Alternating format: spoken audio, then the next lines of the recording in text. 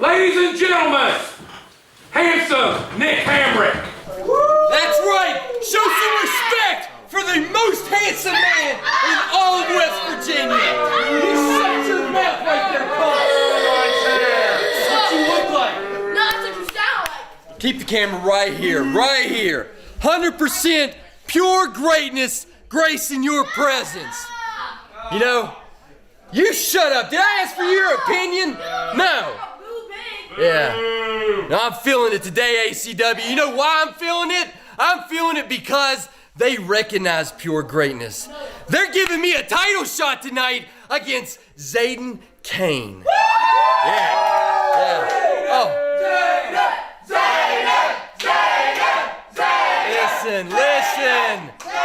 Listen, I know Zaiden. I've tagged with him. I've been in battle royals with him. You got my respect, Zaiden. Finally, a company has got some real competition for the man with 100% pure greatness. No.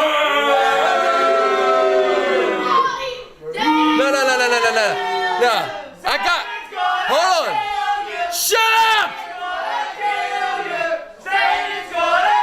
Look, I got good news for you, Zaiden. I got some good news and I got some bad news. The good news is tonight you get to experience 100% pure greatness for yourself. I mean, that's awesome, right? The bad news is it's gonna cost you that precious international beautiful championship you got around your waist. It's coming home with the most handsome man in all of Appalachia. Believe it! Yeah! Come on, let's get him out here right now, come on. Ladies and gentlemen, give it up! All right, hello there, Appalachian Championship Wrestling fans. Thank you for joining us here on the YouTubes. Today we're going to be taking a look back at Nick Hamrick's time at Appalachian Championship Wrestling. Yeah, Nick Hamrick, he has become a force to be reckoned with in Appalachian Championship Wrestling. And we thought, what better way to start off this compilation as best of Nick Hamrick than to go back and show his very first appearance in Appalachian Championship Wrestling so that we can kind of see how far he's come, show the journey that he has had in Appalachian Championship Wrestling. And that's what's the date on this one, Nikki? So we're taking it back to December 2022 at the compound. Yeah. And, you can kind of see the beginnings of Nick Hamrick's kind of look. He wasn't quite as tan. He was growing his hair out, but the attitude's always been there since day one. It was there. Definitely. And I remember this was the first time I had ever met Nick. And he came into the compound that day, into the locker room. He had that Louis Vuitton bag, pulled up. I forget, it was like a BMW.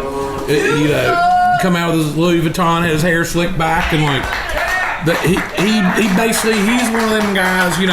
Pro wrestling is known. There's a lot of people that play characters, and then the character they play is just basically themselves. Turned up a couple notches. Yeah, those are the best ones. And Nick Hamrick, this character he plays is not far removed from who he is in his everyday life. If it's removed from the normal Nick Hamrick at all, to me they're one and the same. Mm-hmm. And so, since then, if anybody remembers or looks back at it, Nick Hamrick actually joined the franchise players just a little while after this. So, this was taped in December of 2022. It was in October of 2023 that he was made a part of the franchise players. If you remember, it was that Barnyard Beatdown of 2023. There was a mysterious masked man sitting ringside during the show, if you remember. The Barnyard Beatdown, we always have our Halloween costume contest. So having a masked fan at ringside didn't raise any alarms. Yeah, didn't raise any alarms, but at a certain point when this masked man ran into the ring and helped Shane Douglas and the franchise players win the match. Yeah, and and then he pulled that mask off, and it was Nick Hamrick. That was his introduction to being a part of the franchise players. And so basically, this was his first match. It was less than a year later he was thrown into the main event scene. So, a pretty serious trajectory up for Nick Hamrick. Not that he wasn't competitive in this match, but, he really came a long way in a short period of time in ACW. Because, as part of the franchise rules, when he became part of the franchise players, they were the tag champs, the ACW tag champs, the Bluegrass tag champs, the six-man tag champs. And he was, as part of the franchise rules, any member of that group can defend the titles. And so Nick was thrown into the main event scene, defending belts, as a champion, less than a year after his debut. And that's pretty impressive. And but the reason that happened was because he made a connection with the fans, even though maybe wasn't a positive connection, you get a reaction out of them fans, whether it's good or bad, that means that they're coming out to see you.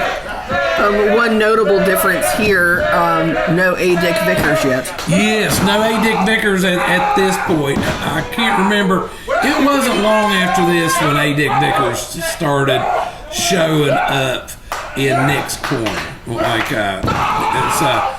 And A. Dick Vickers and Nick, if I'm not mistaken, they met each other coming up through Chance Profit's Power Slam Pro Wrestling School, which is the best wrestling school in the area, bar none.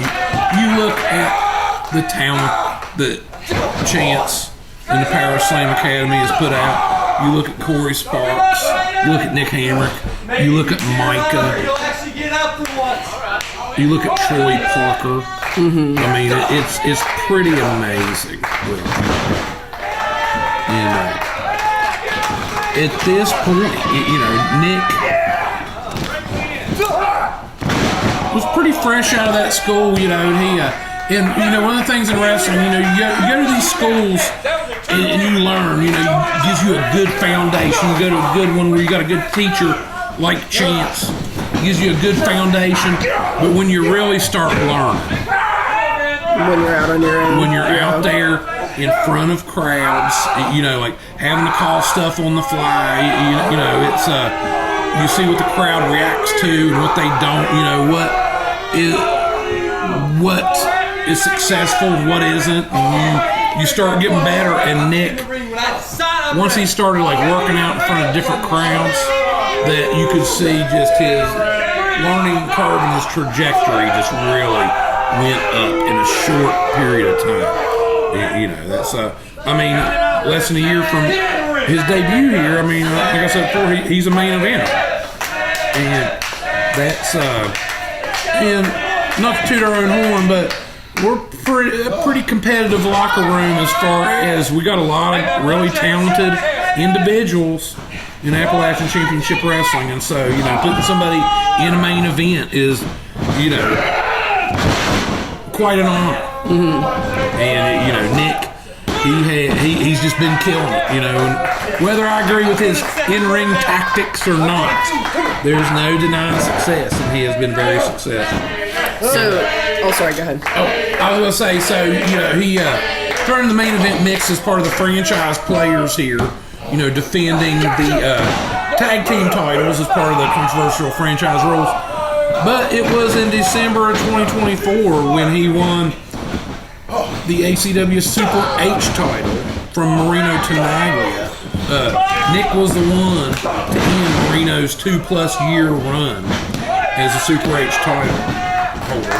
And here we are, 9 or 10 months later, and he's still holding that belt and has defended it successfully over the course of the year, many times, and is showing no signs of slowing down. And recently, the winner of that guaranteed opportunity. And so you look at that, he's already got the ACW Super H title, and now he's running around with that guaranteed briefcase. It's really hard to say what the future holds for Nick, but his future is very bright. I'll say that. Now, you know the deal with that guaranteed briefcase. You can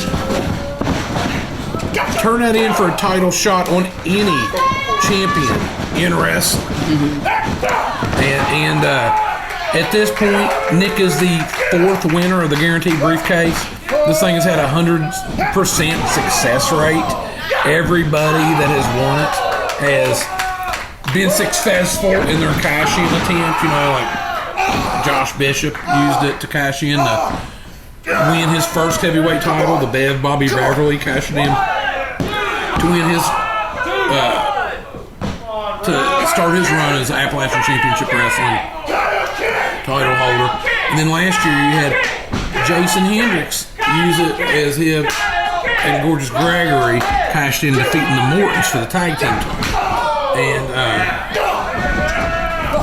where the current heavyweight champion Kayne and Christopher is part of Nick's new franchise players.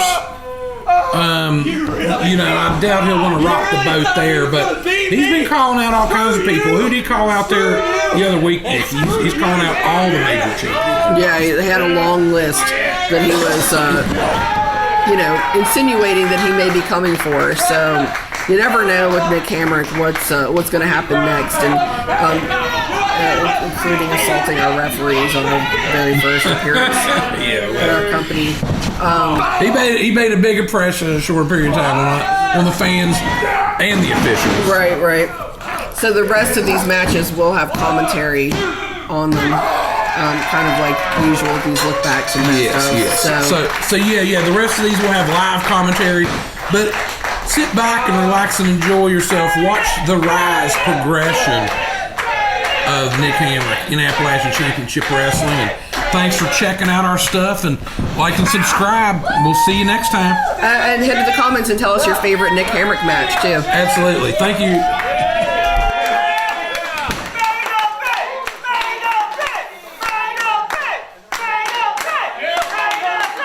Ladies and gentlemen, the winner of the match is still ACW International Champion, Zaiden Kayne.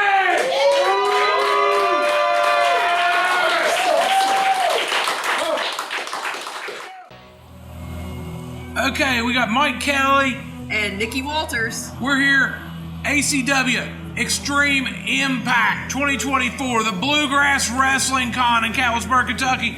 And out comes Ming, the Barbarian and the Beastman. We got Ming wrestling today. Wrestling legend. One of the toughest men in the world in wrestling.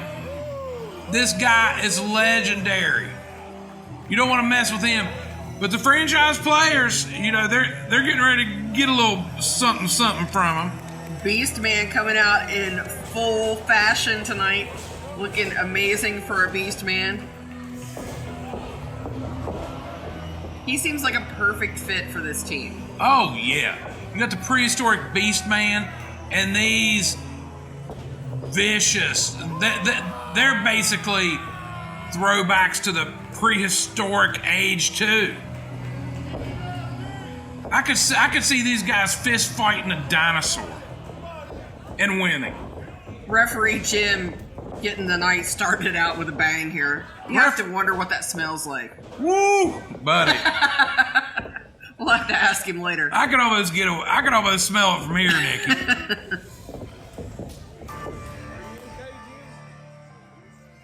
And as we hear the familiar strains of Deep Purple's Perfect Strangers, here come the franchise players. This match is going to be for the ACW 6-man tag team titles. The franchise players of Shane Douglas, Chris Cannon, and Nick Hamrick defending the titles tonight. Now let's see who comes. They never come out to the ringside by themselves. I see Riddick. I see Betty D. The franchise players always play in the numbers game. And it's not just the ones in the ring you have to watch out for. It's the ones outside of the ring also.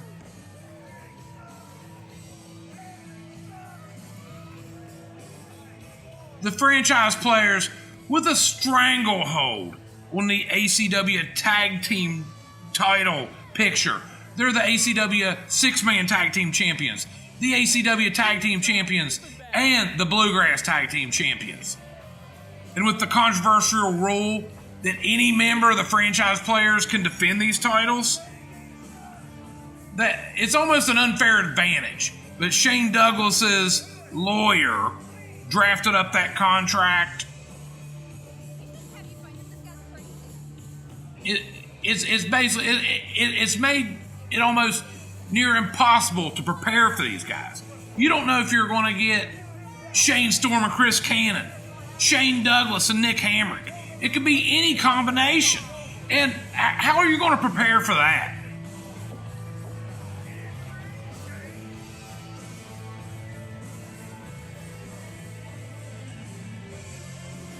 But then I look across the ring at the Beastman. I don't know how much preparation he does. I think he just shows up ready to fight, ready to bite, ready to scrap, and ready to... Whatever direction somebody points to and says, get him, he's going to get him. This evening, WWE Legends name, the Barbarian, Says of Fear. And their tag team partner, the Oh, Beastman swinging that boom. I can't imagine getting cracked in the head with that thing. And their opponents this evening, they are the reigning, defending ACW six-man tag team champions. The team of Handsome Nick Hamrick, Chris Kayne, a franchise, Shane Douglas, and they are accompanied to the ring by Betty B and Riddick. They are the franchise players.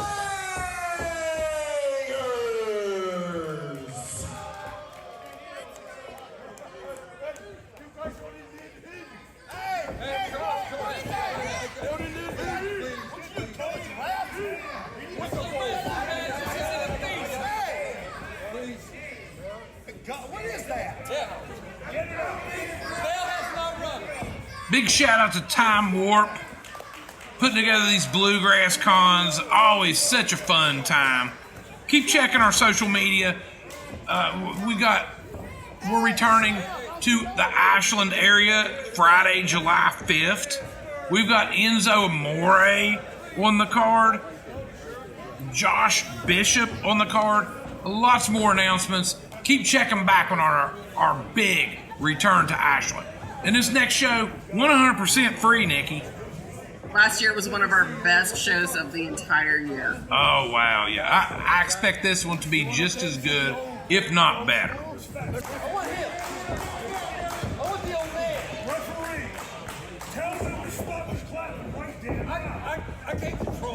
So this is a special treat for me, Nikki. Ming, he doesn't do a whole lot of matches anymore. This is very rare. And to get this guy in an ACW ring, what a treat. What a treat. I'd love to see him. I'd love to see this team win the six-man titles and we get to see more Ming in ACW.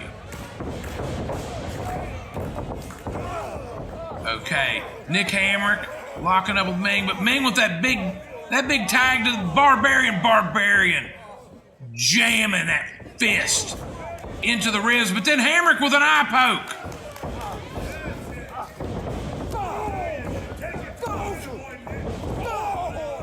Punches right to the abdominal region. I'll say it's about Nick Hamrick.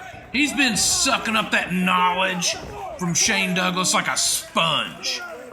A lot of depth in the ring tonight as we get the show started. You've got some veterans on both sides of the fence, and then we've got some newbies that have been under the, well, not newbies, relative to what's going on here. Newcomers under the tutelage, though, of Shane Douglas. The crowd getting fired up solidly behind the Powers of Pain and the Beastman. Oh, referee James Lawrence, good luck on this one, buddy. This is going to be... He's got his hands full.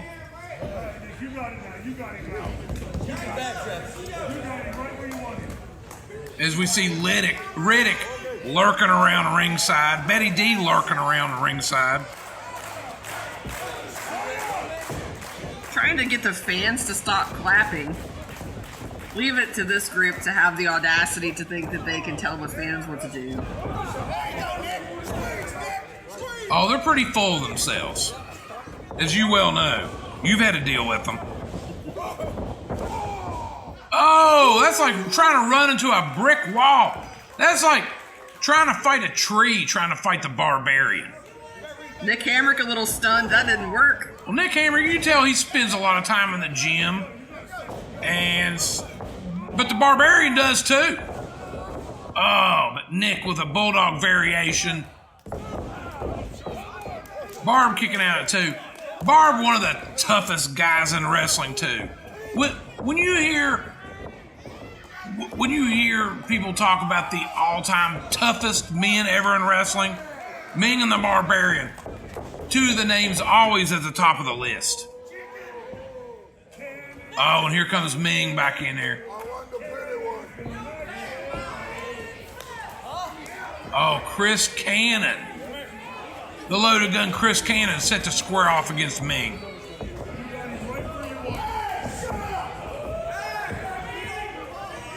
What's a good way to make sure the crowd won't shut up? Tell them to shut up. Nose to nose.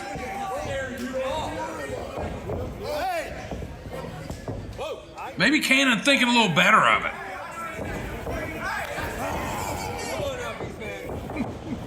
Stuck between a rock and a hard place here, it looks like, with Beastman screaming in one ear and Ming in the looking you right down the eyes. Oh, it's a lot.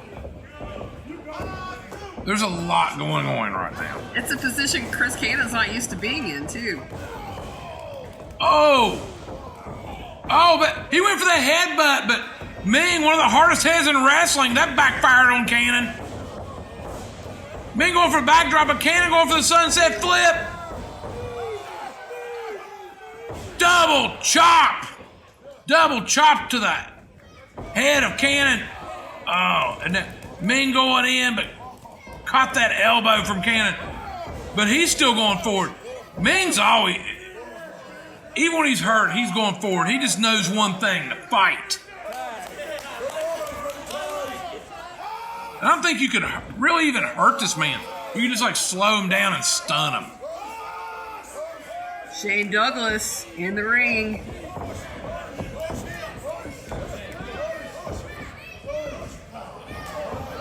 Oh. Beastman calling for it and getting the tag. Beastman and Shane squaring off. What's he saying?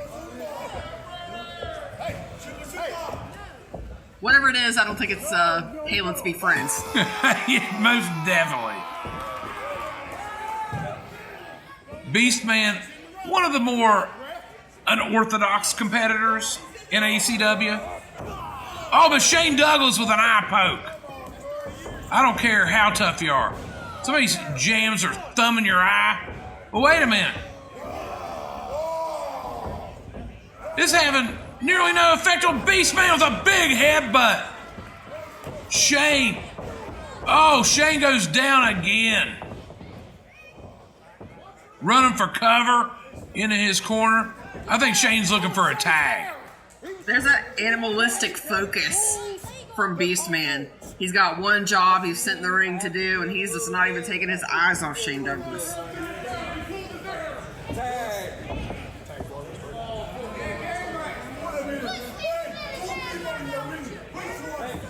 Okay, here comes Nick Hamrick. And now a tag. Ming back in the ring. We're going to get Ming and Hamrick again.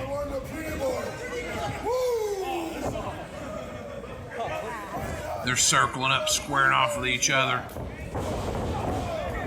Oh, Nick Hamrick. I think Ming was distracted momentarily by Betty D at ringside. Nick Hamrick going in for the attack, but Ming with that hard head, he's getting stunned, but like I said earlier, this guy, oh, big chops, big kick. Like I said earlier, I don't think you can hurt this guy. You can just slow him down.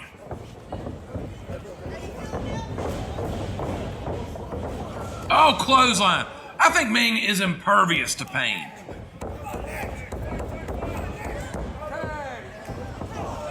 Okay, Barbarian in the ring now.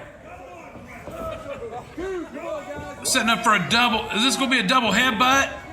Oh! To both sides of that head. Hamrick, luckily for him, he got that tag on the way down. I think he's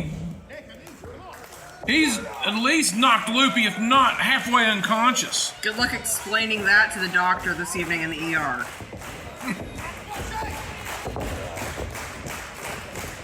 Crowd getting fired up, clapping. It's a special occasion when you see these legends in the ring. Oh, okay. Barbarian, they got him back in the corner. Shane using those shoulders. Hamrick holding him, choking him. Okay, all right. And this is the kind of stuff I'm talking about with the franchise players. They're getting under the skin of Ming and the Barbarian.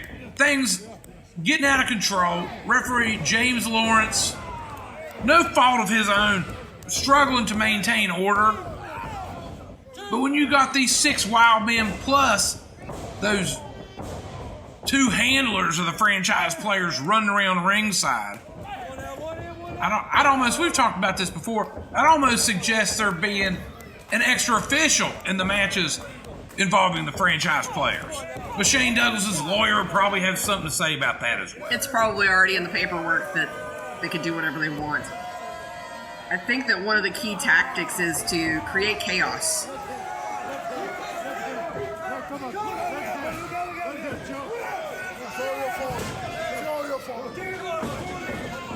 Ming blaming it on Betty D. I blame this mess all on Shane Douglas. He's the one orchestrating this. He's the mastermind behind this. The rest of these guys, they're basically following his lead.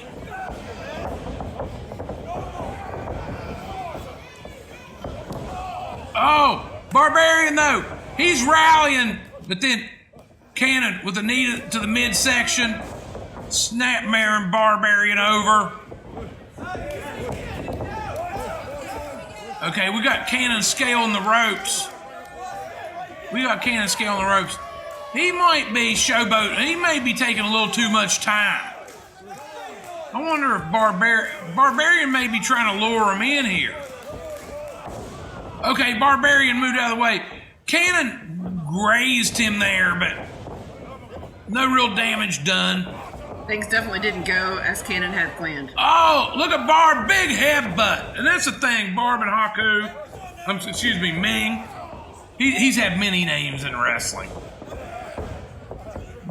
2 of the hardest heads in the history of the sport.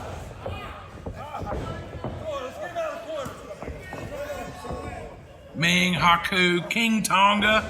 He's had many names, but any wrestling fan knows exactly who I'm talking about.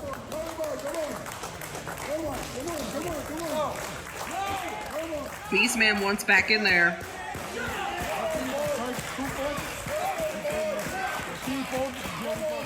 Hamrick cinching in that side headlock with Barbarian. You gotta give it to Nick Hamrick for hanging in there, really. He's been taking a lot of punishment in this match. Oh, belly to back suplex. So there's some more punishment. But here's one thing about Nick Hamrick. Calling into question his tactics, but I've never called into question his toughness. He is one tough man, and he's been very successful in professional wrestling, winning titles all over the place.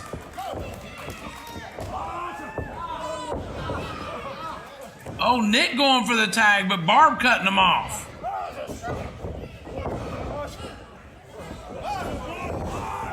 Oh, Barb with a suplex, dropping Nick on his head.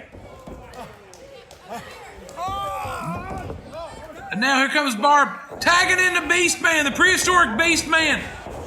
He's a house of fire, taking out Kayne, taking out Shane Douglas. He's got Hamrick. Hamrick's already rocked.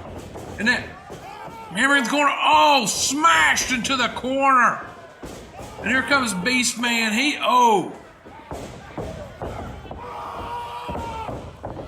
What's he got go? Beastman was getting ready to pick Hamrick up for a slam, but here comes Cannon.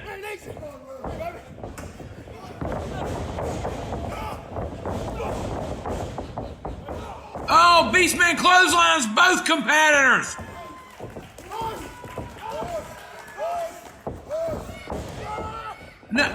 A big sidewalk slam by the Beastman.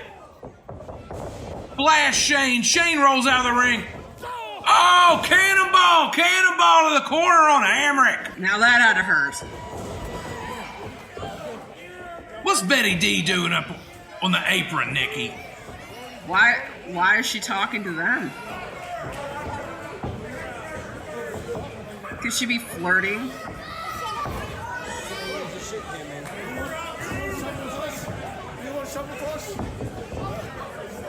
I think Betty D is using her feminine wiles to change the trajectory of this match. Is this part of her strategy? And she's able to do it under the radar. Referee Jim has no idea. Betty D is a pretty girl. You can understand. Oh, and meanwhile, while Mika and the Barbarian are being distracted by Betty D, the rest of the franchise players, what's going on here? They just blasted referee Jim. Shane Douglas makes a 3 count. That's after they blast. This is a debacle. This is just an absolute travesty. Teamwork at its finest here on the part of the franchise players. Whether it aligns with the rules or not, teamwork in action. What is that? What kind of champions are that? You defend your 6-man titles by hitting the referee upside the head. Jim, he's been stomped out of the ring. And now look at these guys. They're all stomping on the Beastman. Wait a minute. Wait, do you hear that, Nikki? I think some karma's about to be delivered here. Oh. I recognize that song, and I think I know who we may be seeing momentarily.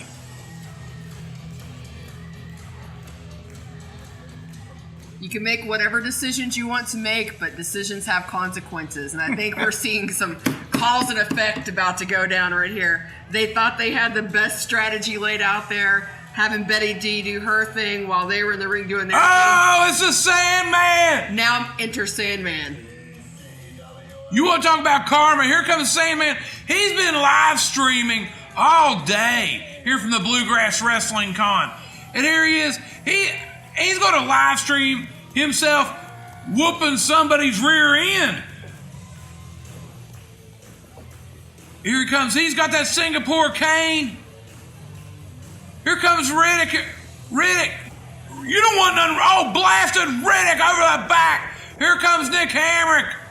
Nick Hamrick getting a Singapore cane. Cannon's out of there. He don't want none of that. Sandman live streaming the whole thing. The franchise players, they just hit the bricks. They don't want none of this. Oh, Shane's still running his mouth, but there he goes. I think they're just happy to have somehow once again escaped with the ACW 6-man tag team titles.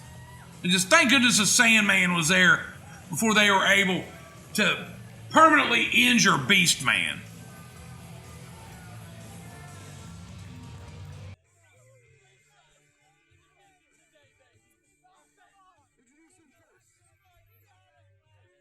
All right, Nikki, here comes the franchise players. Represented by Nick Hamrick and Chris Cannon in this tag team match. And we got outside the ring, we got Riddick, Betty D, and A. Dick Vickers.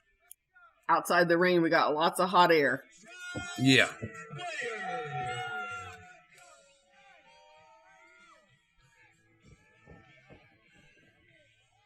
So their opponents in this main event, you got Enzo Amore, wrestling superstar, been all over the place, and Cowpoke Paul, up-and-coming wrestling superstar. And Cowpoke Paul, Chris Cannon, no strangers to each other. Cowpoke defeated Cannon for that international title a few shows back, has been defending it. Cannon ain't forgot about that. Cannon was not happy about that, and he's looking for a rematch for the international title. And Right there. Nick Hamrick always causing problems, no matter what he's doing. He likes beating people up. Bada boom, realest guy in the room. How you doing? I'm a certified G and a bona fide stud, and you can't teach that. And this right here, this is Cowpoke Paul. And let me tell you something. This guy is the future of pro wrestling. Pro wrestling's cash cow. And tonight, we're going to milk the teat. That's right, milk the teat. This guy is whole milk, all right, boy? And that group that's out there tonight, Nick, Riddick, Dick, who's the other? Somebody slick, some prick. I don't know. Bottom line, Cannon, you're going to get something shoved in you today, all right? It's a Jordan. I'm breaking a foot off in your ass. How you doing? ACW, bada boom, realest guys in the room. ACW enters the PG-13 era. Right. With that promo from Enzo Amore. You know what? This dude, he gets fired up. I get it. I get fired up too. Sometimes some stuff comes out of my mouth that isn't appropriate at times.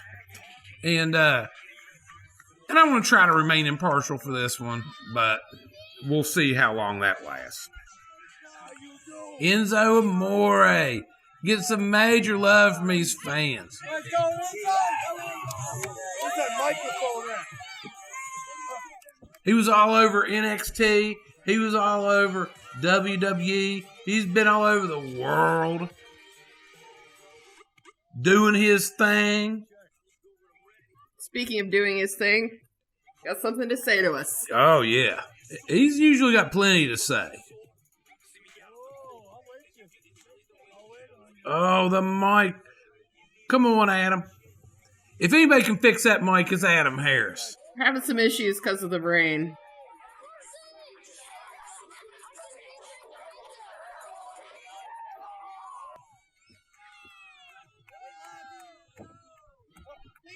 Adam's got that thing working. And I am a certified G and a bona fide stud, and you can't teach that.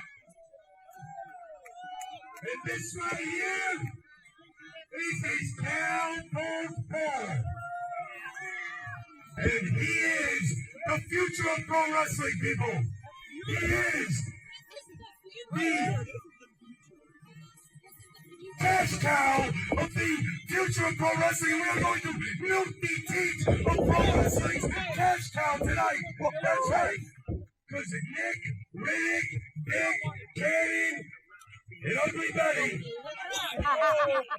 There's only one word to describe you, and we're going to spell it out for you. S-A-W. Oh. Cannon and Hamrick taking offense to being called soft.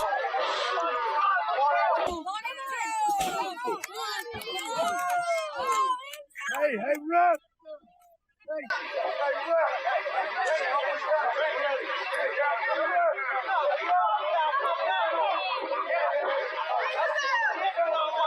Okay, apparently Cowpoke, the legal man, Enzo on the apron, but that was a little shady how that went down. They attacked Cowpoke Paul, put the double team on him. Now they've got him in the corner. Tully's doing her best to maintain order, but we've talked about with this crew, there's literally 5 of them. How can you maintain order with all this going on? You got Shane Douglas orchestrating this whole debacle. And Shane Douglas not super happy about Chris Kayne losing that international title. Oh, absolutely not. And Chris Kayne and Shane Douglas have been a wildly successful tag team in Appalachian Championship Wrestling. Franchise players, stranglehold on the tag team title scene, holding the ACW tag titles, the Bluegrass tag titles, the ACW 6-man tag titles. Unfortunately, this today is a non-title match. Was originally scheduled to be a 6-man title defense, with Shane Douglas teaming with Nick and Cannon against Enzo, Cowpoke, and Bruce. However, Shane Douglas, he had some kind of, we got a call earlier, had some kind of vehicle transportation issues, a vehicle malfunction. And so ACW management was like, hey, okay, you know, Nick blasting Cowpoke. We're like, okay, you know, so how about we're in Kentucky? Put the Bluegrass titles in line. Have Hamrick and Kayne defend the Bluegrass titles. You got the franchise rules. We all know they use that to their advantage all the time, where any members of the faction can defend those titles. And guess what? We got a call from Shane's lawyer. We got a call from Shane's lawyer saying there would be no titles on the line, and it's just insane the amount jumping through loopholes, getting the lawyer involved, all that stuff. They maintained a stranglehold on these titles, but when Cowpoke beat Cannon, that showed maybe a chink in the armor of the franchise players. Now Chris Kayne comes to the ring with a bit of a chip on his shoulder related to Cowpoke Paul, and maybe a second chip from Shane Douglas being displeased about that wheelbarrow of belts getting a little bit lighter. Cannon, former 2-time international champion, former heavyweight champion. Here's a little tidbit. Shane Douglas defeated Chris Kayne in 2020 for the heavyweight title. I always kind of wondered if maybe there was a little residual animosity there because of that. Maybe if you cheer, he'll actually get a tag. Nick Hamrick fits right in with this crew. Fits right in with this crew. Oh, blasting Cowpoke. Hey, come on, Cal! Come on, Cal! Come on! But yeah, we got a call from Shane Douglas's lawyer. Said there will be no titles on the line. This is a non-title match. You're going to have these guys wrestling in Kentucky, the Bluegrass tag titles, and they're not even going to put the titles on the line because of the lawyer. We can't even say the lawyer's name for fear of litigation. What? Cowpoke with a tag. Cowpoke with a tag. Enzo, clothesline and Kayne, clothesline and Hamrick, blasting. He is on a roll. Look at this, Dickie. Cleaning house. Cleaning house. Enzo More. He's been just dying to get in there. These guys running their mouths. DDT! DDT from Enzo. Oh, what do we got here? Oh, big, giant kick. Cannon goes rolling. Hamrick, he's set up in the corner. What's Enzo got in store, Nikki? Boom! That about knocked his head off of his shoulders. Enzo going off the ropes. Oh, yeah. Oh, big leg drop, big leg drop. Look at that leg. Oh, Cannon breaking it up. Enzo ain't having none of it. Enzo is on a roll, Nikki. Oh, that might have broke Hamrick's jaw. 3 count. We got Enzo, the Cowpoke Paul. We got a big win for Enzo and Cowpoke Paul, beating the franchise players.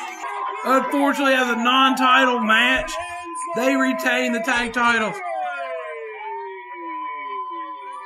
But Enzo and Cowpoke Paul with a big victory, the main event of First Friday Fights 2024, Dickie. That was a lot of fun. Thanks to everybody for braving the weather and coming out for this show. I'm sure that you're glad that you did. No more rain after the first bell. Love the fans coming out and enjoying making noise with us. Love you guys at home tuning in, checking us out. Keep checking us out. We'll keep doing what we're doing. We'll see you guys next time. It's Mike Kelly And Nikki Walters. Why wouldn't I be okay with it? Oh man, it's Evil Knievel. It's not Evel Knievel. Who do you think the match is with? Yeah, you know, the guy that jumped the Grand Canyon, wears the red, white, and blue, the motorcycle man. Come on, Evil Knievel, we got this. Evel Knievel is dead. What match would you have with Evel Knievel? It's not Evel Knievel. Okay. You're right. It's Beetlejuice guy. Don't say it. Don't say it again. No, it's not Beetlejuice. It's Evil Nate. With the chainsaw. Nate. Okay. Yeah. Evil Nate. I'm fine. Yeah.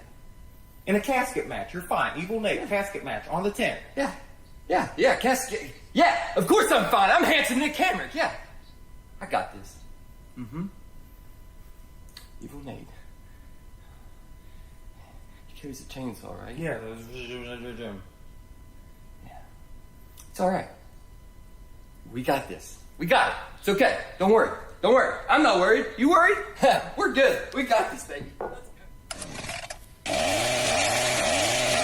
ACW, Appalachian Championship Wrestling. Scream! Have it! It's the urban legend, the backwoods buzzsaw, the chainsaw, Evil Nate with the Scream Queen, the Chainsaw Queen, the Black Dahlia, and we're making our debut October 10th. But it's not just in any match. It's in a casket match. And it's not just against any guy. No way! It's against the well-known, well-traveled Nick Hamrick. Nick, I respect you just a little bit because of what you can do inside that squared circle. But on October 10th, I'm going to do something to you that nobody in the Kentucky, Ohio, West Virginia, or Tennessee area can do. And I'm going to put you down. I'm going to bury you. And I'm going to put you in a casket. And Nick, you're going to learn that I am the face-swapping, bone-popping, heart-stopping, chainsaw, elbow-dropping, face-stealer, blood-spiller, twist-a-Nate Diller, a walking, talking, John Carpenter, Wes Craven, Toby Hooper, Cloud Barker, Thriller. And we may be in Ripley, West Virginia, but you gon' learn why it's unlucky to take a wrong turn in Kentucky. Yeah! This is going to be a coffin match. You're going to stuff your opponent in the coffin to win this. And introducing first. Whoa! Introducing first. Here, let me really give it to you.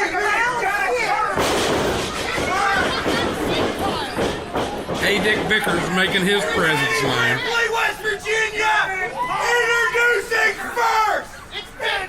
Coming in, 7 feet tall, 324 pounds, hailing from the great city of Charlotte, North Carolina.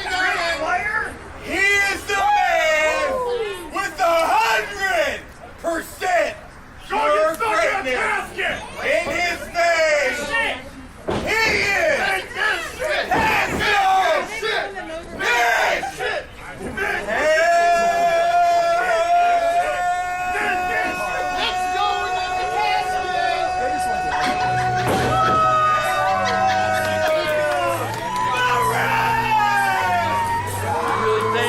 Nick Chainsaw freak is gonna put me in that casket. Not a chance in hell. Not tonight. Shut up, man. You shut your mouth, fat boy. I was wrong. I can't. I said, honey, you would agree to go home with him now. Get a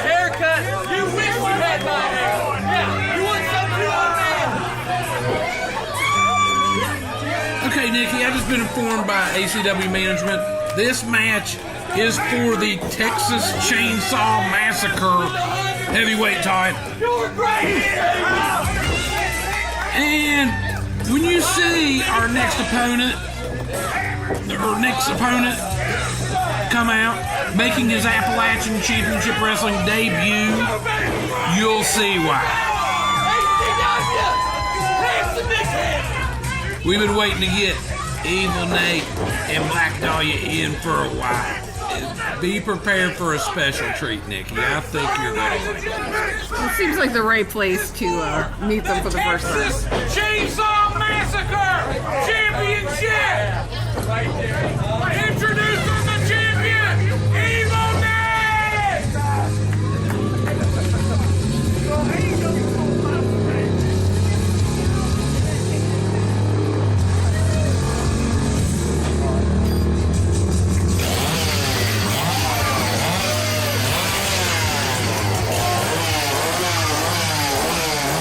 Wow, here comes Evil Nate and the Black Dahlia. Very intimidating. You ever been chased around with a chainsaw, Nikki? I can't say I have, no.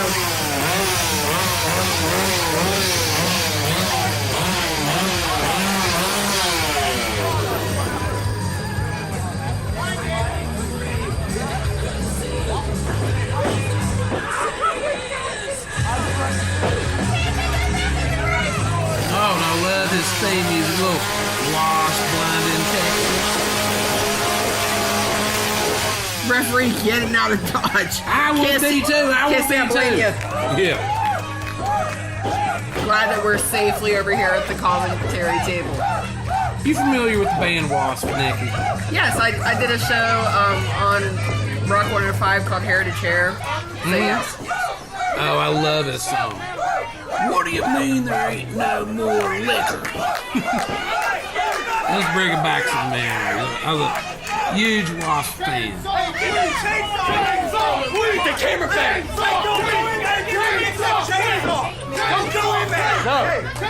Make him get rid of the chainsaw. Make him get rid of the chainsaw. Okay, that might be actually a good idea on Nick's part. Well, he has to get rid of his chainsaw. You have to get rid of your turd. Black fair Dahlia. exchange.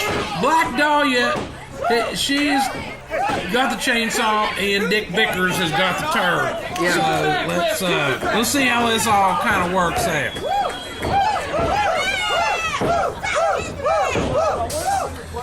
So this is a casket match.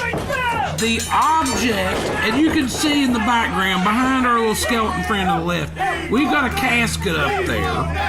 And to win this match, you have to stuff your opponent in the casket and shut the door.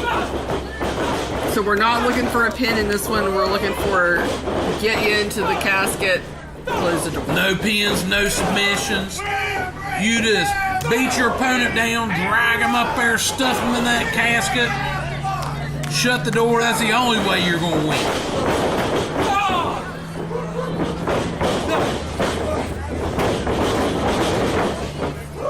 Feeling out process here. Oh!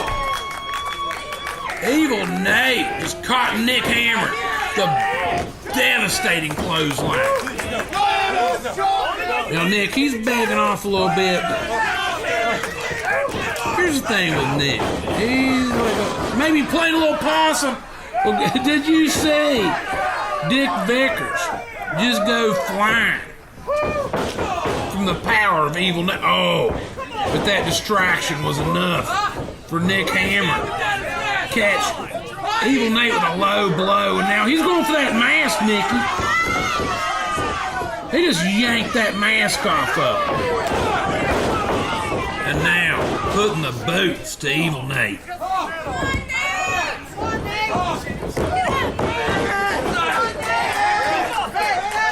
I'm telling you what. Evil Nate, if he could get a win over Nick Hamrick in his ACW debut, that would, in my opinion, that should put him right into title contention. But Nick Hamrick, he apparently has a thing or two to say about that. There's one thing that Nick Hamrick does not lack, and that is confidence. He is unwaveringly confident in his abilities in the ring. Not saying that he, shouldn't be, but I'm saying the average person has a few cheeks in their armor. Nick Hamrick sees none of them, and he only sees the very best of himself. Hey, his glass ain't half full; it's overflowing with love and adoration for himself. Well, and you got A. Dick Vickers in your corner. Pumping you up in height and weight, in credentials. It's going to be interesting to see as the dynamic with the franchise players continues to change and evolve. Just exactly what you got. It seems like you got Nick and Shane Douglas on totally different frequencies, on totally different past mindsets almost. And if you'd have told me that a year ago, I would have told you was crazy. You was crazy. I thought the franchise players were basically going to win every title in Appalachian Championship Unstoppable, Wrestling. taking it all. Yeah. And now here they are, down to the 6-man titles. But you know what? Maybe Nick Hamrick can win this Texas Chainsaw Massacre title tonight and kind of get the franchise players back on that winning streak. I'll go on a little sidebar here, and if you need to interrupt me, feel free. But, watching all this play out, I told you kind of off camera, I noticed that Nick Hamrick was kind of eyeballing Betty D a little differently, flirt with her a little differently than I had seen before. And, it kind of just shows that Nick Hamrick might be trying to challenge Shane Douglas a little bit. And, it reminds me of, in the wild, you have the leader of a pack, the leader of a herd, and then you've got different, are we making our way to the casket? Yes. Go ahead and finish your point. But you've got, the younger up-and-coming males looking to take over, looking to dethrone the older person that is in charge. It's the law of the jungle. And I see that happening here within the franchise players. Maybe a little more than even Shane Douglas has noticed. Whoa. Okay, we're over here right by this casket. And Nick had the advantage, but now Evil Nate with the advantage. And they're like right by that ledge, brawling right by that ledge. Nick Hamrick just barely. Nick Hamrick just went flying off that ledge, back into the. Holy shit! May have avoided the casket, but he did not avoid that tumble. Wow! He might have broke both his ankles. Evil Nate with a little Macho Man double flying axe handle there. This is awesome! The crowd voicing their approval. I'd say we're going to see Evil Nate back in Appalachian Championship Wrestling sooner than later. Oh, it's Dick Vickers. Attempting to interject himself. Well, he didn't do nothing. He barely slowed Nate down. Oh, but that, you know what? But that's where just the distraction of Dick Vickers was enough for Nick Hamrick to regain the advantage. Trying to determine if that is a chocolate ice cream costume or a poop emoji costume. I don't know. Well, I know what I think. Shoot this. Oh, big drop kick off the top rope from Nick. I told you, fools! But Evil Nate, he is like something out of, he's like half Texas Chainsaw, half Dawn of the Dead. He's like a zombie. Oh, but that's gonna that might slow him down a little bit. A face full of man. Let's go, Nate! Let's go, Nate! Let's go, Nate!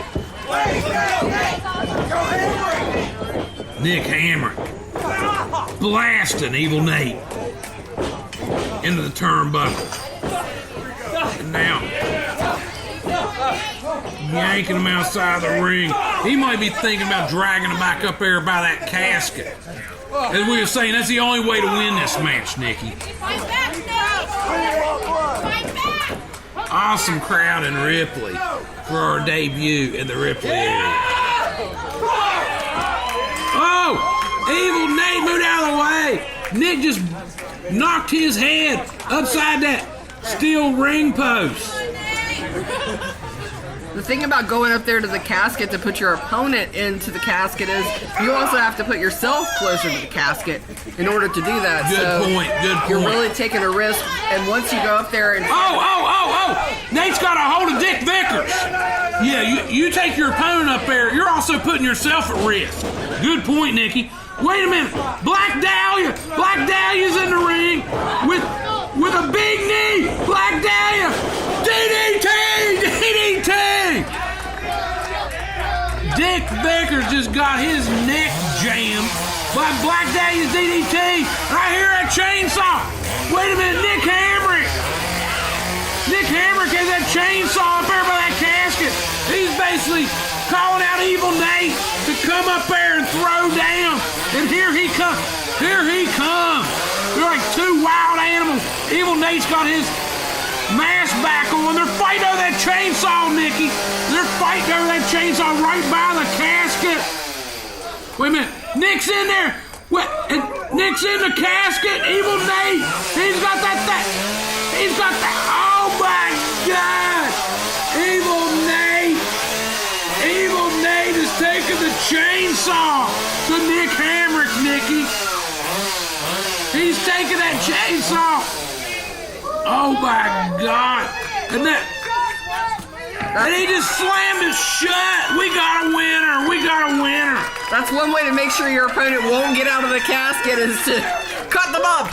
Holy mackerel. We might need to call the paramedics or the morgue. I was going to say, Lord, I don't think we need the paramedics. I think we need... We got Evil Nate. Evil Nate has stuffed Nick Hamrick into that casket. Attacked him with a chainsaw to win the match, and has retained his Texas Chainsaw Massacre heavyweight title. What a night! What a debut from Evil Nate! What a night of action! Unbelievable! Thank you guys for tuning in. We'll be back really soon. Mike Kelly, Nikki Walters, thanks for joining us. We'll catch you next time. The following contest is for the ACW Super H Championship. Everybody ready? Let's go! This end, right here! Your future! I'm about to take every damn title in ACW, whether these people like it or not. It starts tonight. I didn't pick this. Let's go! Stop! This end, come on! Clap them together! Let's go! The disrespect! They messed up my ears! You should have made room for him! Shut your mouth! You need to wait. Look at that, what you got going on.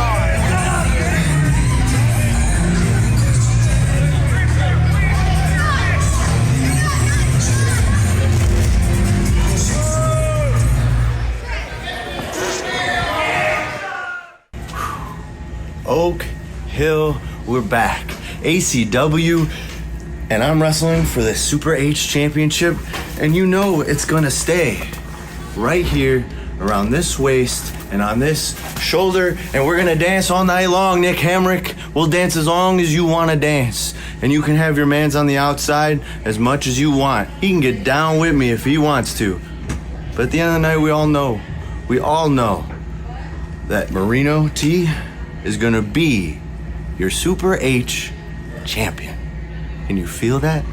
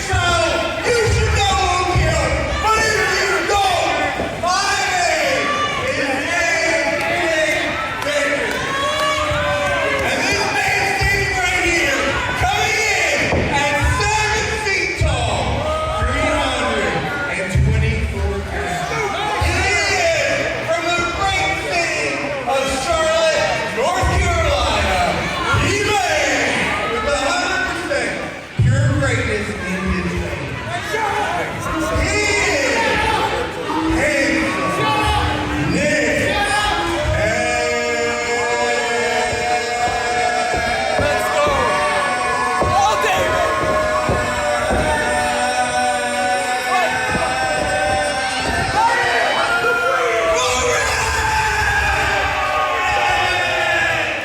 Right here.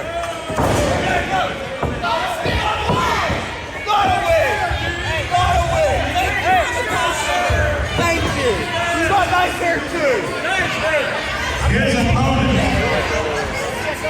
from E-Rock City, standing 7'1", smooth operator, our Super H champion, Marino Tenaglia.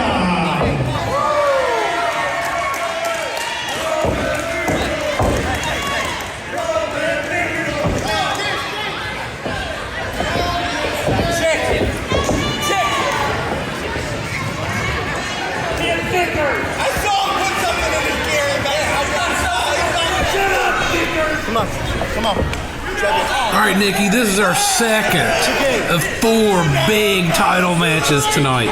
Marino Tenaglia defending that Super H title against Handsome Nick Hamrick.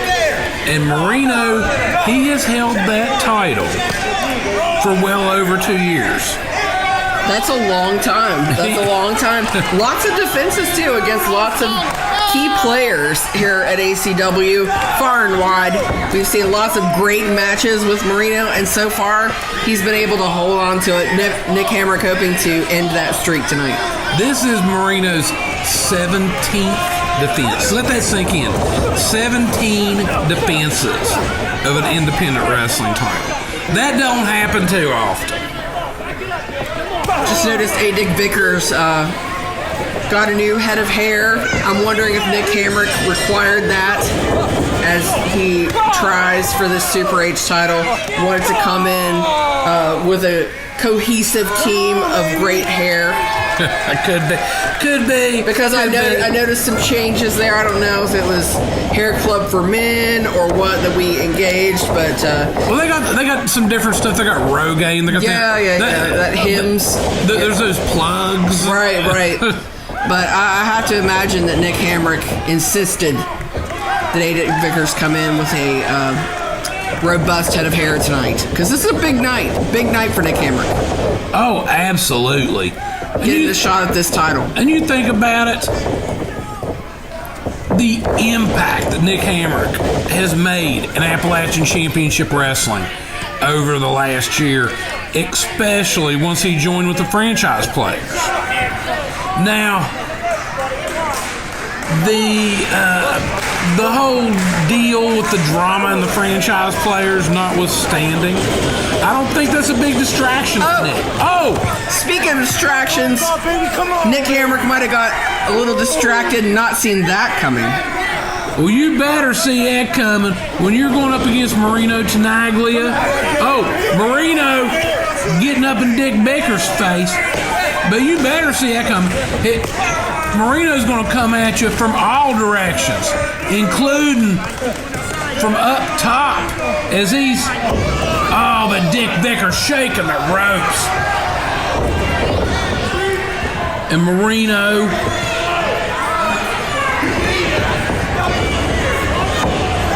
getting the worst of that exchange. Now, Nick holding him up, and when you hold somebody up in a suplex like that, devastating impact. All the blood rushes to your head. And the core strength that it takes to hold someone up like that, hold someone up that long, upside down.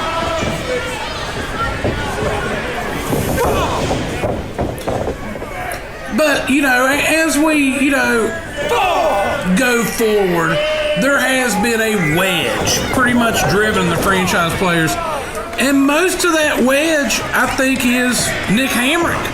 I think you've seen two alphas kind of facing off there. It didn't necessarily begin that way.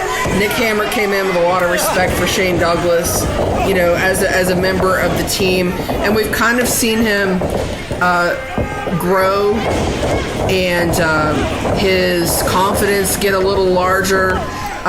There's been some problems within the franchise players, maybe exposing a little bit of Shane Douglas's weakness. And so now we've got two alphas that are kind of vying for a spot. That Shane Douglas is not going to give up leadership of the franchise players anytime soon. And so we're kind of seeing Nick Hamrick kind of make that divide a little bit wider. Well, I mean, you said the word grow. And it may be a deal to where Nick Hamrick has outgrown the franchise players. Yeah. And as the franchise players continue, on this historic losing streak, like, what if Nick Hamrick won the Super H title tonight? I mean, we've said this before. Even though the franchise players have been losing titles, they've been losing matches and losing face in Appalachian Championship Wrestling. We all know it just takes one big win to get back, on that winning streak. And then where do you take from there? And so. But you got to wonder, just based on some of the things that we've seen lately, is Nick Hamrick trying to take the Super H title back to the franchise players camp, or is he trying to take it home? Good point, Nikki. Good point. And then the other question, Shane Douglas, he is defending those ACW 6-man tag titles in the main event against Heath, Principal Chad Quisenberry, and the Barbarian. But we still don't know who he's going to be teaming with. I mean, could it possibly be Nick Hamrick? Maybe. It's not going to be Chris Cannon. Chris Cannon is out indefinitely with that ankle injury. We've already seen Betty D in action tonight. Could it be Shanghai Pierce Jr. making a return? Shane Storm making a return? I don't know. A lot still to unpack, a lot still to figure out. I'm sure Shane Douglas has it figured out, but that's information that we've not been made privy to. So we're going to find out with everyone else what he's got up his sleeve. And it's hard to tell the strategy. Okay, Nick going in. Okay, but Marino catching with an elbow. And then with a boot. Marino rallying back. And this is the reason this guy has been the Super H champion for so long. As he whips Marino, and then Marino off the ropes. And then Marino off the second rope, flying cross body. Taking the wind out of the sails of Nick Hamrick. Catching him right in the bread basket and right upside the mush with that kick, Nikki. I'm telling you what, Marino Tenaglia, he is so fun to watch in action. He's a crisp, clean, just very precise athlete. Kick Nick in the back of the head with that precise kick. Right to the back of the head. Now he's up top again. Big double stomp. Right to the spine of Nick Hamrick. Rolled him over. Oh, 2.5. Referee Smarty Marks almost with a 3 count there, Nikki. Every move from Marino has a purpose. He already knows 2 or 3 steps ahead what he's trying to accomplish. He conserves his energy and uses it wisely to take down his opponents, and we've seen the strategy work time and time and time again. What's Dick Vickers doing in the ring? What is Dick Vickers in the ring? Knock a crap out of him, Marino. Do it. Knock his hair plugs out. Wait a minute. Nick had a chain. But Smarty Marks caught him. Oh, big kick from Marino. Smarty Marks had to get involved there. I say it's referee Smarty Marks. We haven't seen him a lot in ACW, but he's obviously got Nick Hamrick scouted. But here it comes. Dick Vickers again with that belt. Oh, kick him. Hey, you know what? That guy deserves it. But wait a minute, you got Nick Hamrick. Nick Hamrick's up top, Nikki. Big flying a drop kick off the top rope. Marino didn't see it coming. Whoa, we got Marino Tenaglia. The 2-year reign is over. Nick Hamrick is your new ACW Super H champion. Gotta say, I hate to see the streak end in this fashion. Wow. That was... Well, hats off to Marino Tenaglia for that awesome title reign. But bringing it to an end, Handsome Nick Hamrick. He's your new ACW Super H champion. Right there!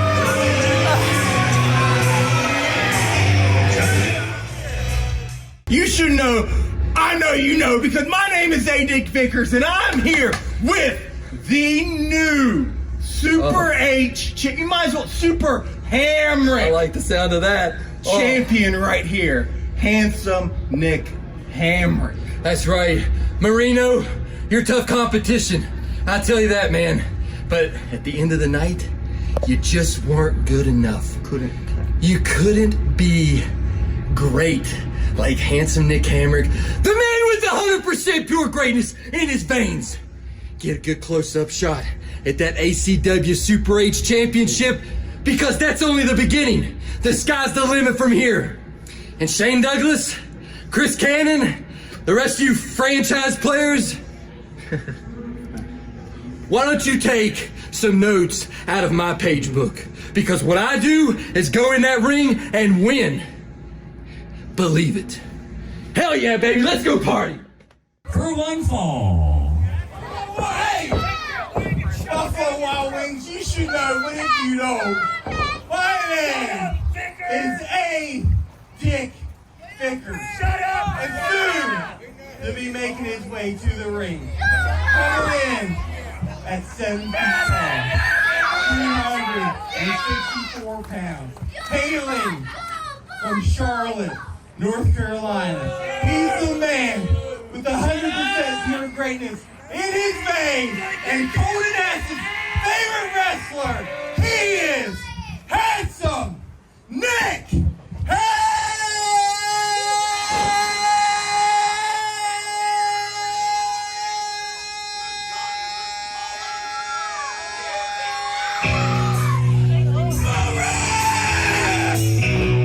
Ready for the greatest wrestler in all of Appalachia. Walk with me. You're going to want to see what Handsome Nick Hamrick is going to do to Mika. That's right, wrestling fans, accompanied by A. Dick Vickers and Betty G, the ACW Super H champion, Handsome Nick Hamrick.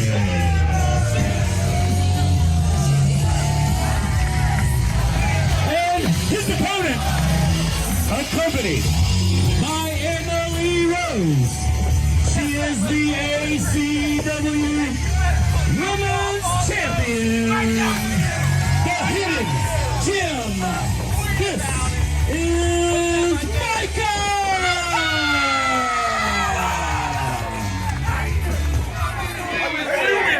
Equal right, equal fight, all right? Oh, baby, I was born ready. Hey, we're discussing stuff, Rebecca. Get out of here. All right, Nikki, this match is underway.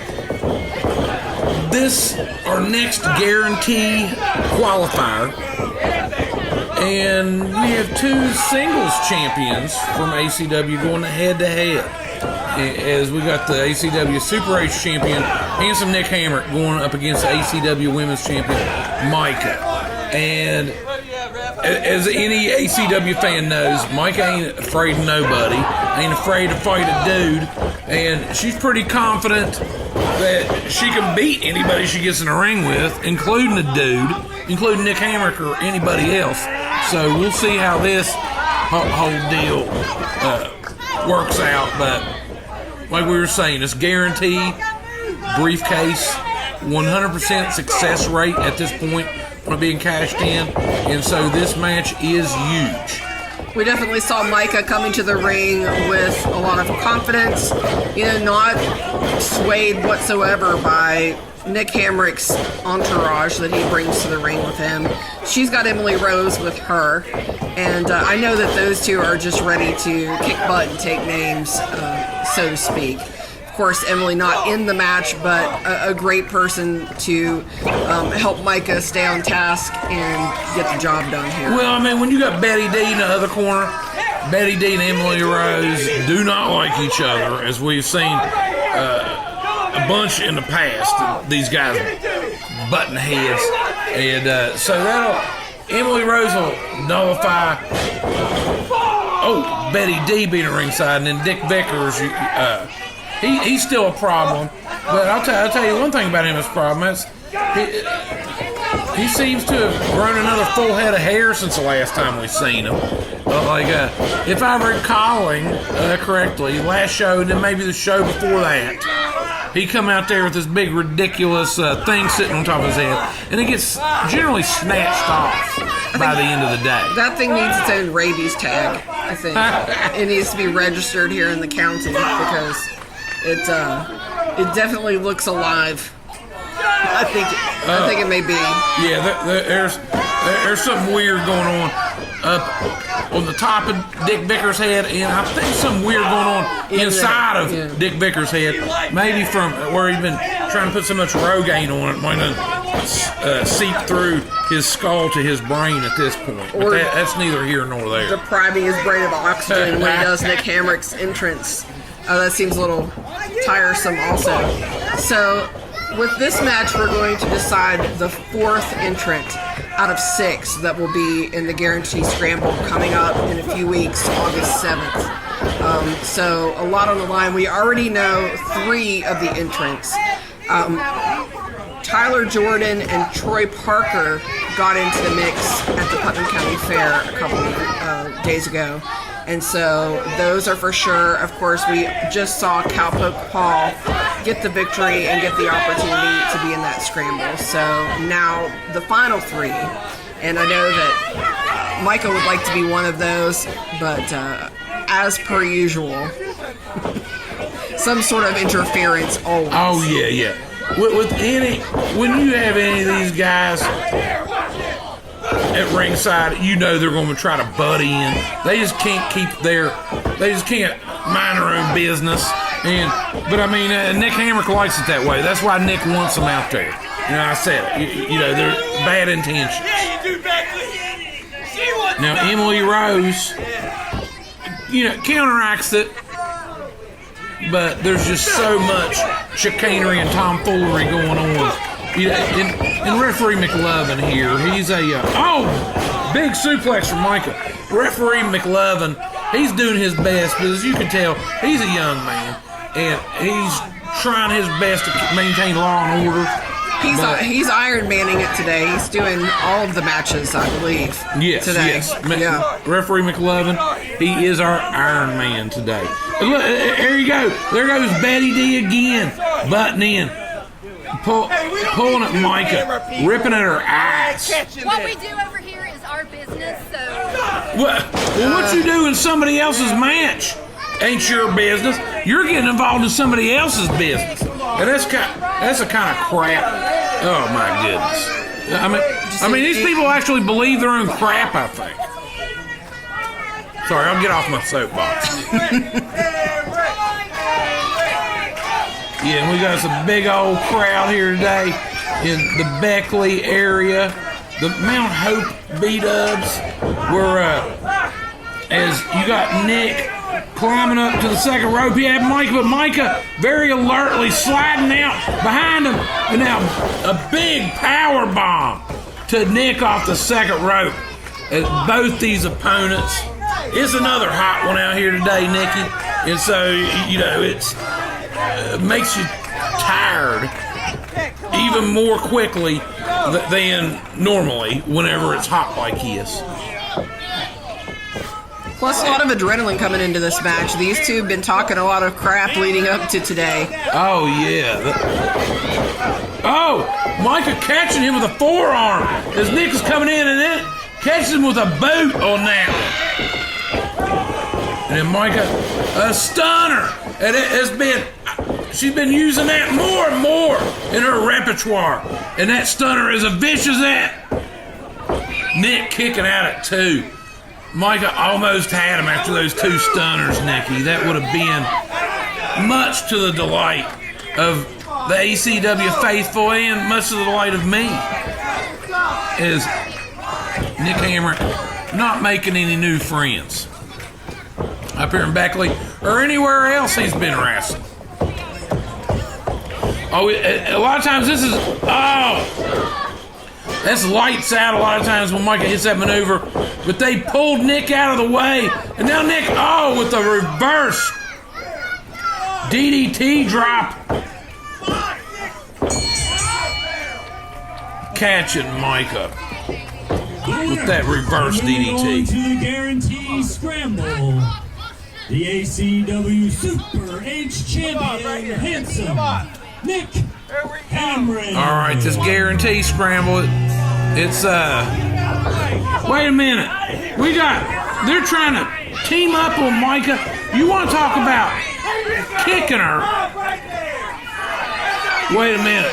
That's maybe not as effective on Mika as it would be maybe a male opponent. And Mika returns the favor, yanks that Chia Pet off of Dick Vickers' head.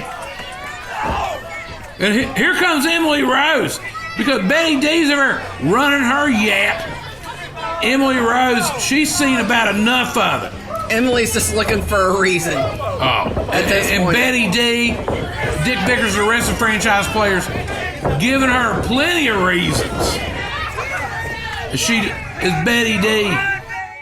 You should know, but if you don't, my name is A. Dick Vickers, and I'm here with the man with 100% pure greatness in his veins that just qualified, made it higher for the guarantee. I meant to hit your back. I know you're Easy, man. a little bit. Easy. A little bit. There's Mika. God, I'm telling you what. I knew that I beat you, and it wasn't a shadow of doubt in my mind that I was gonna beat you. Especially with A. Dick Vickers. And the help of Betty D, which have you seen her? Have you seen Betty? Oh, she was fighting her ass off out there. Yeah, she was with Emily. Whoa. Hey. Is she still back there? I found her. Yeah. Fell right here, Betty D. Mika, you kicking me, you know where? I don't like that. And I'm telling you this right now. You better watch your back. I don't care if I was victorious, because Betty D and A. Dick Vickers and the rest of the franchise players, we got some unfinished business with your ass. We need to take you to a medical facility. Come on. Believe it! Guarantee Scramble. It is a no-holds-barred match where the first competitor to gain pinfall or submission will gain possession of the guarantee contract briefcase, and we'll present that to the winner for a chance at a championship match at a future time of the winner's choosing. Once again, the rules are sudden death, ladies and gentlemen. The first wrestler to gain a pinfall or submission will be declared the winner. We know. Oh man, I'm choking. Whoa. Hey, you should know, but if you don't, my name is A. Dick Vickers. And soon to be making his grip, hailing from the great city of Charlotte, North Carolina, coming in at 7 feet tall, 325 pounds. He is the man with 100% pure greatness in his veins. He is Handsome Nick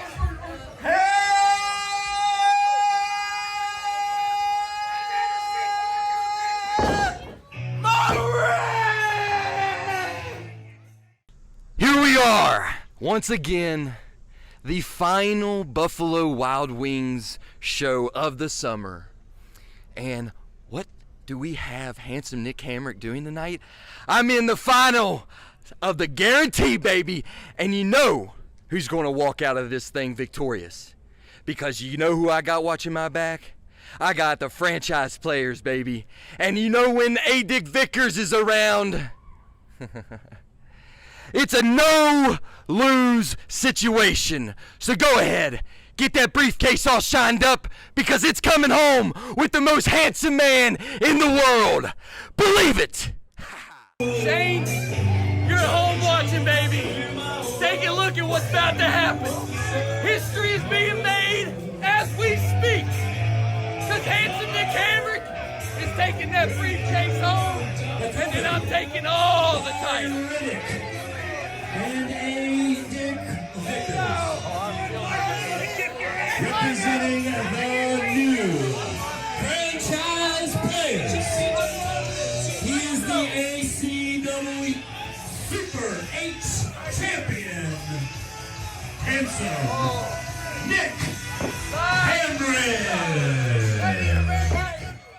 We're at the guarantee right now, B-Dubs, August 6th, and I am in the guarantee match. So when I win this match, Kayne and Christopher, I want my title back. The title that you stole from me with two blind, maskless thugs. I am going to win the guarantee tonight and get back the title that was stolen from me, son. Introducing next, hailing from Canton, Ohio, he is What's up, Tyler? former ACW champion, Tyler Zaiden. The last show of the beat-up season, the king of the country roads is coming, and it's the guarantee. I guarantee you one thing, the king is coming for his crown, and there will be nobody that can stop me.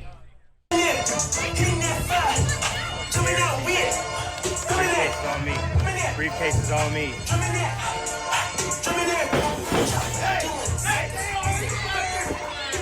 Introducing next, hailing from Point Pleasant, West Virginia, he is the king of the country roads, Troy Parker. Here we are, the end of another beat-up season. And tonight, it's the guarantee. A match that we all earned our way into. And I guarantee you one thing, if I'm not gonna win this match, someone's gonna have to really leave me lying in that beat-ups parking lot, because I love beat-up season, and I'm going out strong. And I guarantee another thing, I don't just talk trash, baby. I am trash!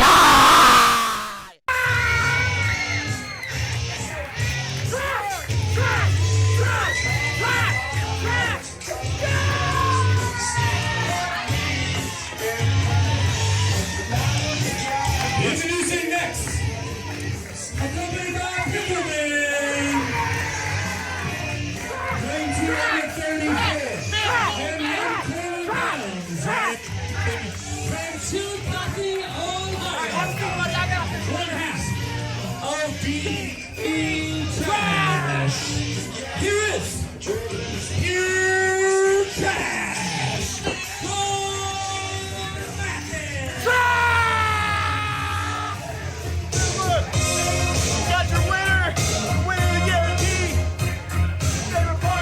Introducing the award-winning podcaster,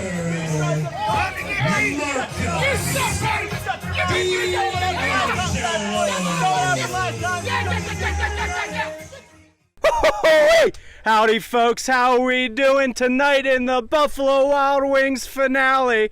We got ourselves a guarantee scramble. Now what's guaranteed, the Cowpoke don't really know, but I tell you what, that don't matter, because the Cowpoke's winning and he's taking his guarantee and he's gonna cash it in whenever he pleases, and he's gonna ride into the sunset with some new ACW gold. And I only got one thing to say about that. Yeehaw!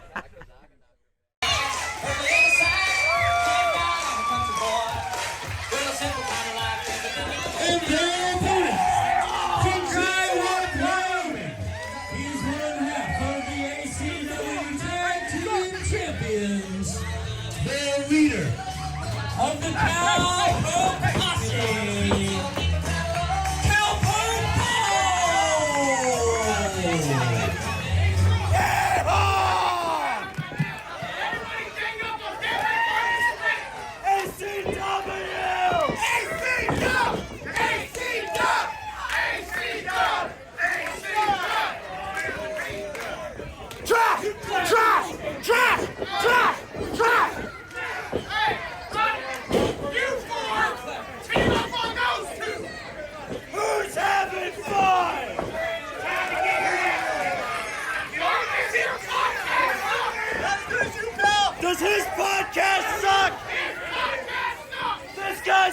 podcast sucks.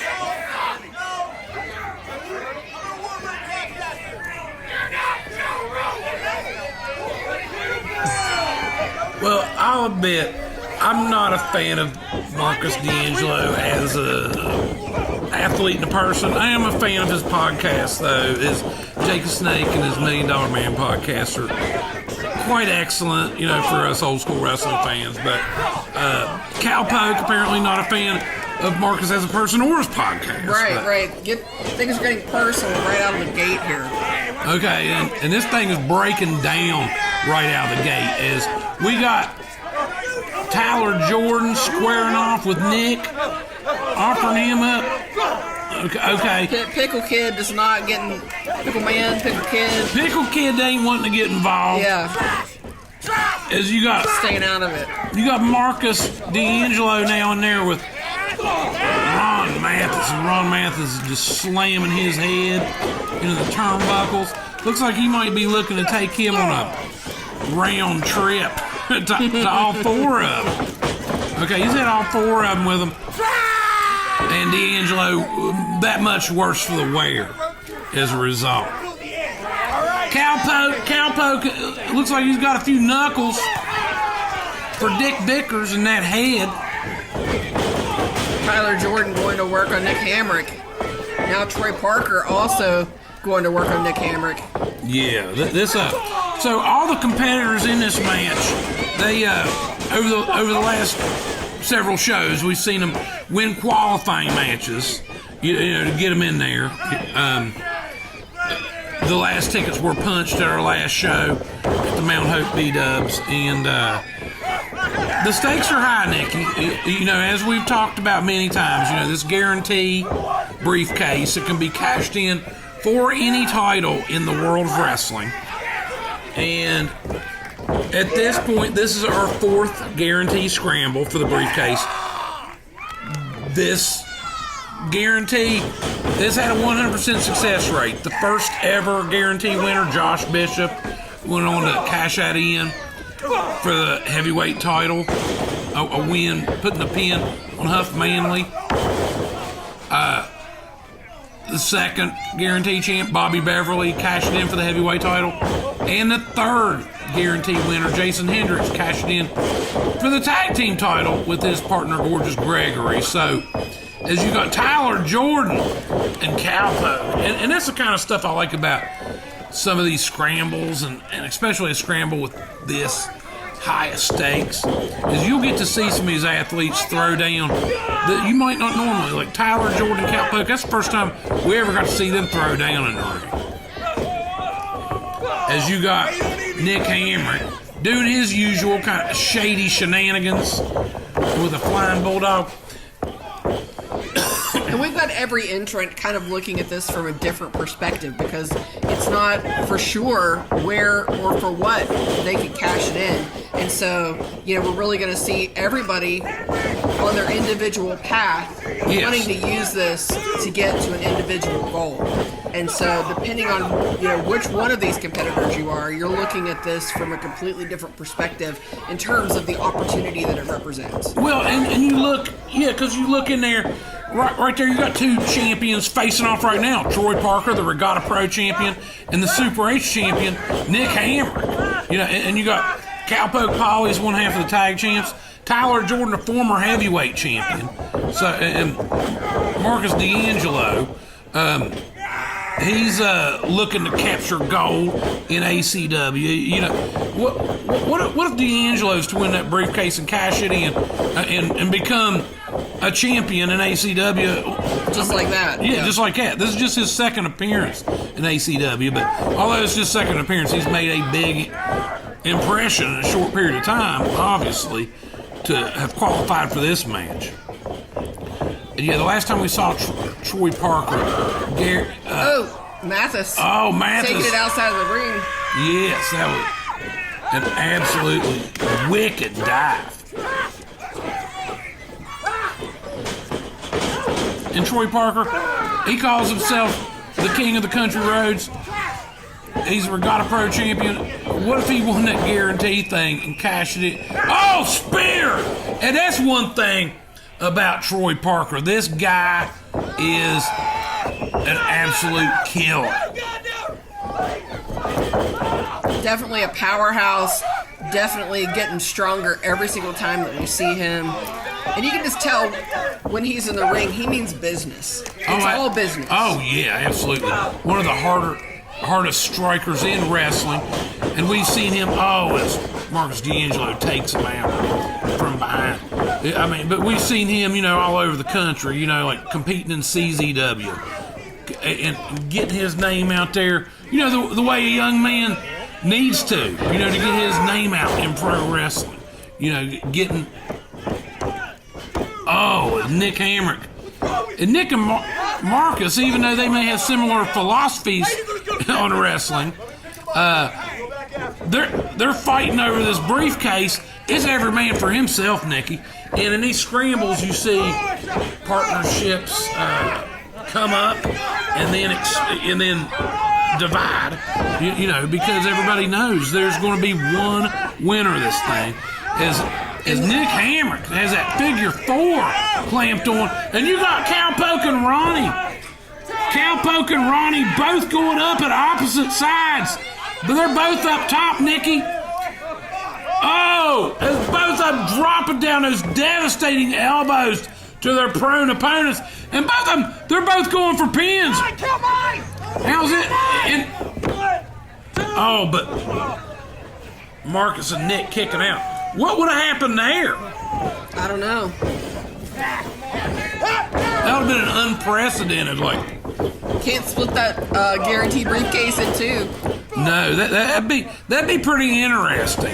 But I mean, referee James Lawrence was correct. I mean, both of those competitors had their opponents with their shoulders on the mat. So yeah, I guess that would have been something that's sorted out later. It's Tyler Jordan coming with a flying body press, taking out Cowpoke and Nick Hamrick. And you got Tyler Jordan. He is a former heavyweight champion. Lost that title to Kayne and Christopher. Never got that one-on-one rematch, Nicky. He got that rematch in that Scramble in Cincinnati a few months back, but never got that one-on-one rematch like a lot of us feel he deserves, as he just slings Marcus halfway across the ring and slung Nick Hamrick outside the ring. And the raw power of this young man, Tyler Jordan, it's just the raw power and athleticism as he just slaying Marcus almost through the ring. And the sky's the limit for Tyler Jordan. Winning this guaranteed briefcase could change the trajectory of a person's career. Oh, yeah, of his whole career. Agreed. Oh, look at Mathis with those headbutts. Sends Tyler Jordan down the mat, but those headbutts, they appear to have took a little bit out of Ronnie, too. But he's tougher than a $2 steak, and he's already climbing up top, but Nick Hamrick just slung him off, and Ronnie y'all seen that. That's bound to hurt. And so you got Nick Hamrick. He's looking around the ring. What's going on? Riddick trying to keep Cowpoke Paw out of the ring. Oh, the Cowpoke scraping the back of Nick Hamrick. And Cowpoke's looking to suplex Ronnie now. And then... And these guys, and this is the kind of crazy dynamic in this. These guys have never liked each other, have never seen eye to eye. And now you've seen them kind of trying to team up on Ronnie, but here comes Troy and Tyler. Oh, wow, and they took out Marcus, too. This thing is like a car crash. Just absolute, just insanity in this ring. Just the way we like it, Nicky. I ain't gonna lie, I like it when it gets crazy like this. Tyler, with a kick to the midsection, he's going. Oh. Super kick right to the face of Troy Parker. But then Troy leapfrogging over. He's got Tyler up. Oh, was going for that go to sleep. He missed it. And Wow. There's not many people that can. Oh, he caught that go to sleep. That's his finishing move, Nikki. That might be it, but Tyler Jordan very alertly rolling out of the ring. And Ron Mathis up behind Troy Parker with that belly to back suplex. And how much more punishment can these competitors take at this point, Nikki? Wow. And Mathis, he ain't letting go of Troy Parker. Oh, and Troy catching him with a third elbow, and finally Ronnie got his grip. Now Ronnie's looking he's going for that suplex. And Troy Parker's a huge man. And look, Ronnie, he's got him up. He's had him up there for about 10 seconds. That's what a feat of strength. And we talked about this with Ron Mathis before. He don't look like a bodybuilder, but I would put his raw strength of brute power up against any bodybuilders. Oh, and then Marcus D'Angelo with the low blow. The cowpoke. Breaking it up at 2. Nikki, this thing, my head's spinning. This thing's out of control. This cowpoke paw getting in there against Marcus D'Angelo. And that, he's got that DDT on second rope. Cowpoke's on top of him. And then, but Dick Vickers just pulled him out of there. I think Cowpoke had him beat at that point. Oh, a fireball! Cowpoke Paul! He just got a fireball thrown in his face at Nick. Oh my God, Nick Hamrick! Nick Hamrick stole that pinfall. Dick Vickers threw fire in the face of Cowpoke Paul, and Nick Hamrick stole that victory. Get your ass over here! Raise my hand! Yeah! Right here! Representing the new franchise players. Did you actually think anybody else was walking out with this? That was insane. Nikki Walters here. Nick Hamrick just winning the guarantee briefcase. What do you guys have in mind next? What we got in mind next? Oh man. What champion, tag. Oh. You already got the Super H. We can add the Undisputed. I mean, they're all up for grabs in this briefcase. What? You got world titles? World? Yeah. Oh, I heard that. That was a good idea, Travis. That was a good idea. We can't say that on film. We can't say that on film. But we gotta tell you what. That's a good idea, Travis. I'll spin off of that, Travis. That was a good idea. I tell you what. I don't give a damn if it's the tag titles, if it's the international title. I don't care what world champion you got on the books, whether it's the champion down the road in Madison, if it's the champion in Kentucky, if it's the champion in Ohio, it doesn't matter. In Appalachia, I'll take on all the champions because this briefcase is a guarantee, baby. Yeah. And you know what that means? It means anywhere, any place, any circumstance. So go ahead, line them up.